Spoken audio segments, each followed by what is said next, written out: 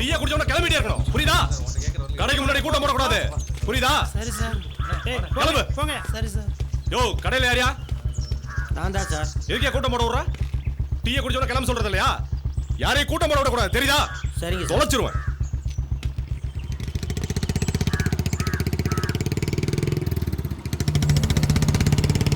யாரும் உங்க போலீஸ் புதுசா இருக்கு.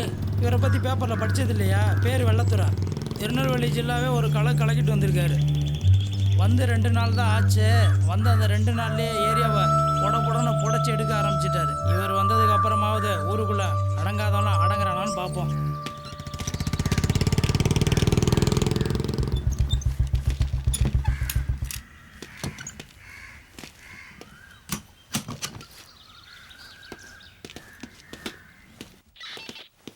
சார் சார் யாரு அவங்க?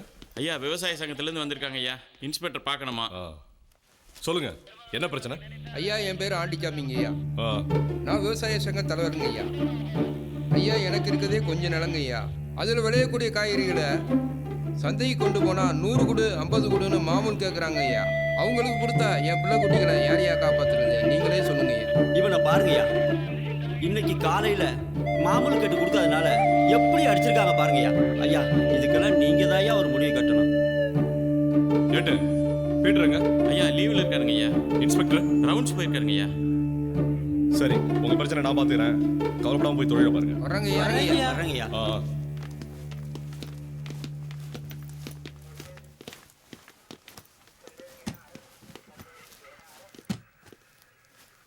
ஏட்டு ஐயா நம்ம கண்ட்ரோல்ல இருக்க எல்லா இன்ஸ்பெக்டரையும் நாளைக்கு மீட்டிங் இருக்கிறதா சொல்லி வர சொல்லுங்க. சரிங்க ஐயா.